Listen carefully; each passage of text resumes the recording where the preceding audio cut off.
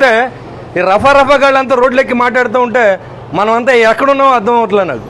ఇవాళ రోజా మాట్లాడుతూ ఉంది ఎమ్మెల్యే నా కొడుకులు అంట. అది ఆడదో మగదో ఎవరికి తెలీదు. అది మాట్లాడుతుంటే ఎమ్మెల్యే నా కొడుకులు అంటే జగన్ కూడా దాని కొడుకేనా అని అడుగుతూ ఉన్నాను నేను. మరి ఎమ్మెల్యే అంటే ఆయన కూడా ఎమ్మెల్యే కదా, చంద్రబాబు నాయుడు గారు కూడా ఎమ్మెల్యే కదా. ఆయన వయసు ఎంత, వీళ్ళ వయసు ఎంత, నా వయసు ఎంత, రోజా వయసు ఎంత? ఇలాంటి దురదృష్టకరమైన బూతులు కొంతమంది కాపుల్ని ఉసుగొల్పి వాళ్ళతోనే స్టేట్మెంట్లు.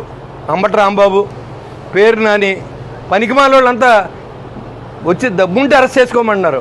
వీళ్ళు ఒకటే వంక.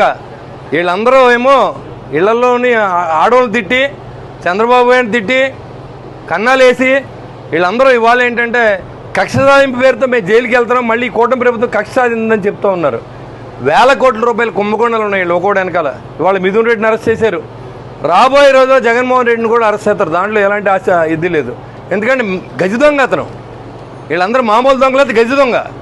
లిక్కర్లో మొత్తం దోచుకున్నాడు, గనులన్నీ దోచుకున్నారు, ఇసుకంతా దోచుకున్నారు, అడవి నుంచి వచ్చిన డబ్బు కూడా అమ్ముకున్నటువంటి ప్రభుత్వం ఇవాళ మళ్ళీ సంవత్సరం అయిపోయిన తర్వాత ఇక్కడ శాసనసభ్యుడు మళ్ళీ రోడ్డెక్కి అంతా మర్చిపోయారు. మనం ఇంటింటికి ఒక ఖాతా పెట్టి డబ్బు లాక్కున్నటువంటి లూటీ చేసిన వ్యక్తి అయినటువంటి కొట్టు సత్యనారాయణ కూడా ఇవాళ మాట్లాడుతూ ఉన్నాడు.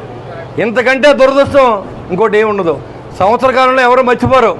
ఇవాళ బాధితులు సంఘంగా కొట్టు సత్యనారాయణ బాధిత సంఘాన్ని కూడా ఏర్పాటు చేయబోతూ ఉన్నాం. ఎవరైతే డబ్బు ఇచ్చి మోసపోయారో ఉద్యోగాలు కానీ వాళ్ళందరూ కూడా నా దగ్గరకు వచ్చి చెప్పారు.